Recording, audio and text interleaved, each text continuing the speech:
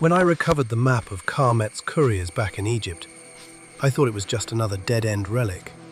A curiosity. Something dusty scholars would argue about for decades before dismissing it as a forgery. But one symbol kept following me.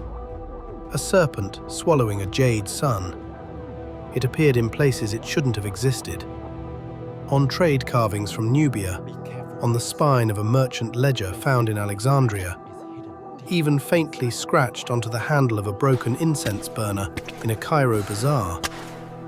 So I traced it, across old caravan routes, through forgotten shipping manifests, into stories merchants swore were just myths told around the fire.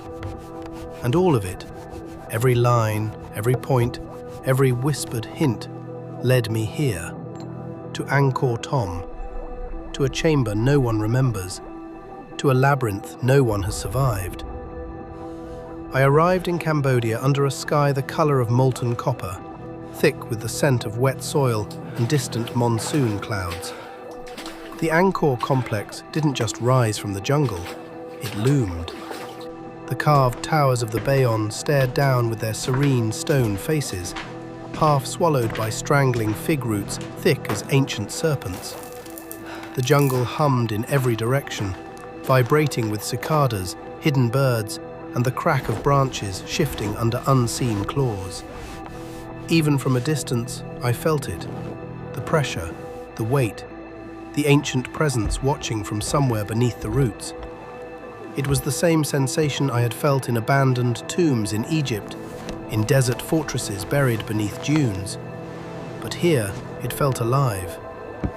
I met with my local guide, Dara, a quiet man with eyes like dark glass. He spoke little until we reached a mound of collapsed stones wrapped in vines at the northern edge of Angkor Thom. Only then did he finally speak. He told me his grandfather had once seen strange green light flickering beneath the ruins during the rainy season, light that pulsed like a heartbeat. Most outsiders dismissed it as swamp gas or reflections off floodwater, but Dara whispered a name I hadn't heard before. A name he said with fear. Priya Veng Clock. He explained that beneath the terrace of the Leper King lay a hidden chamber, a forbidden sanctuary said to hold the treasury of an exiled Khmer prince, Chandra Varman, a man erased from history sometime in the 13th century. No stone inscription mentioned him, no royal chronicle recorded his lineage. Yet stories survived in the shadows, stories of a prince condemned for knowing something he should not have known. And when Dara pointed to the exact location said to hide the Jade Labyrinth, it matched the mark on the map of Khmer's couriers perfectly. I felt my blood run cold. So we began our descent. The camera is strapped to my chest now. The world squeezes into a narrow, trembling frame as mossy stone steps spiral downward. Every surface glistens with moisture, like the walls are sweating.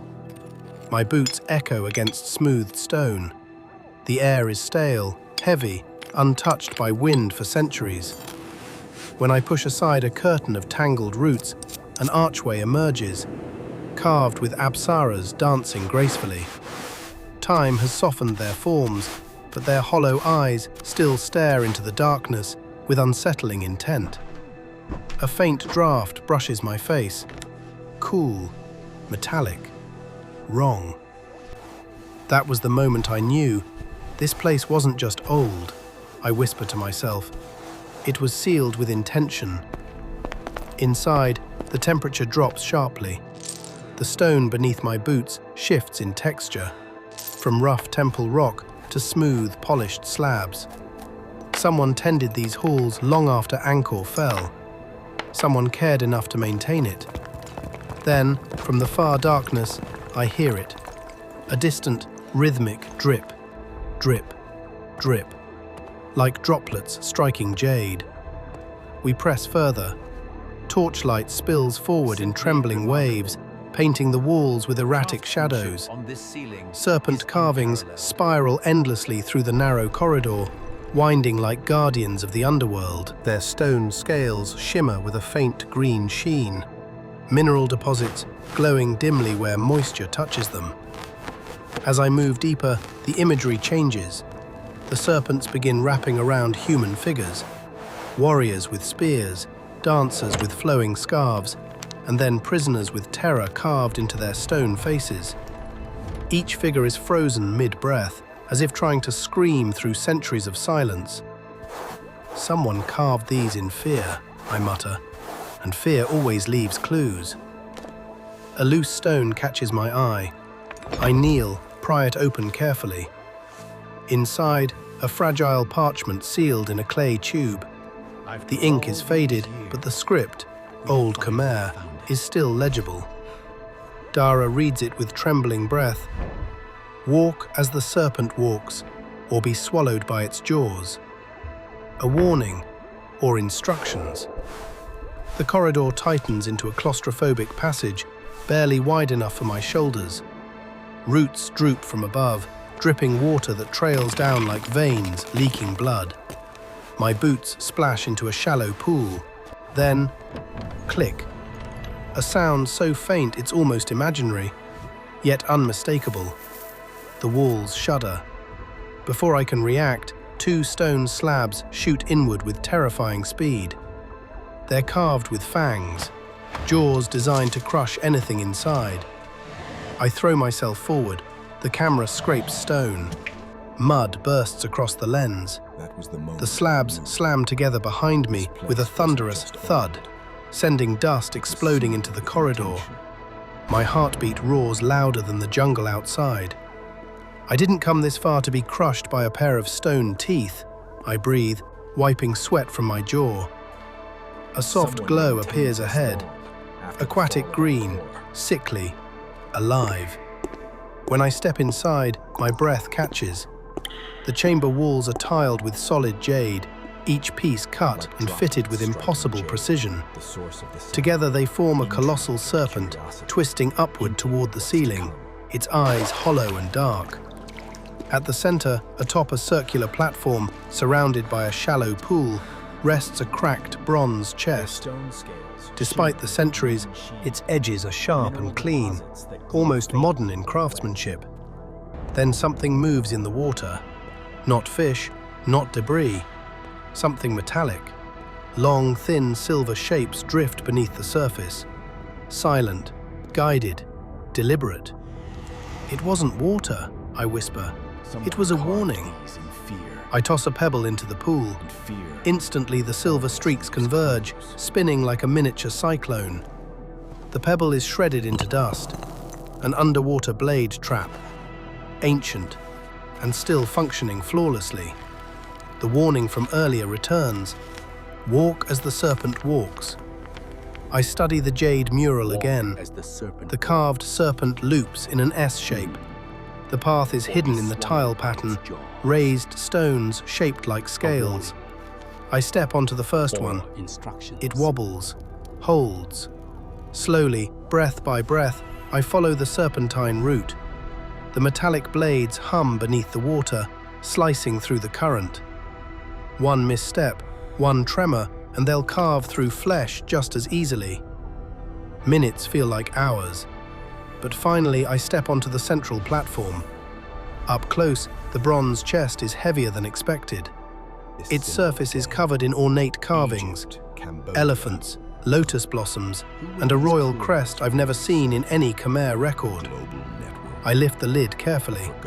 Inside, old ingots stamped with the Khmer seal, rage sized for royalty, emonial daggers with decorated hilts, a lined scroll preserved in beeswax, untouched by time. But at the very bottom, beneath the treasures, I find something impossible.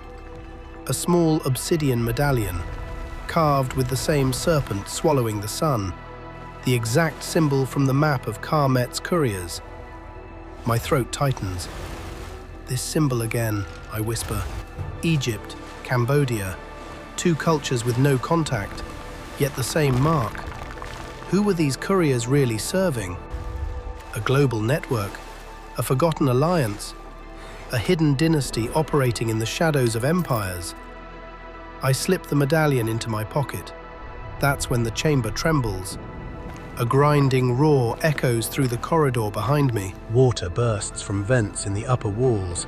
Thick, violent, muddy torrents. The blade pool churns like a living thing. I sling the bronze chest over my shoulder. It's too heavy, nearly unbearable.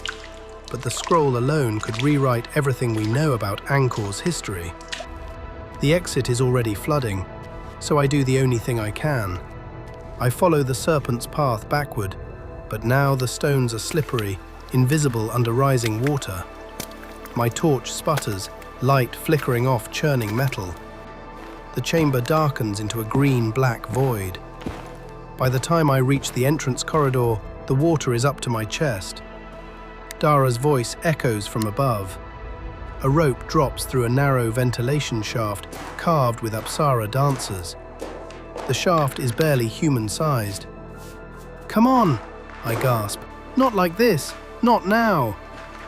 I shove the chest upward with everything I have, skin tearing against rough stone. Then I climb after it, hands shaking, muscles screaming. Below me, the chamber collapses in a roar. Jade tiles cracking apart, the blade mechanisms exploding into a violent whirlpool.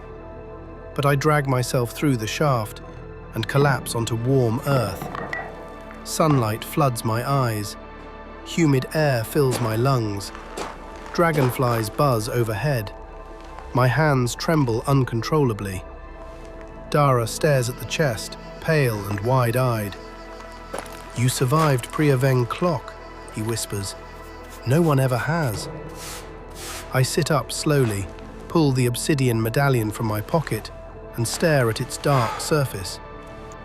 "I thought I came here chasing treasure," I say quietly. "But this changes everything." Two civilizations with no known contact, Egypt and Cambodia, united by the same symbol. If this medallion is authentic, there's a third site, I say. A place more important than anything the couriers guarded before. I pack the chest. I tighten my boots. I lift the camera once more. And that's where I'm going next.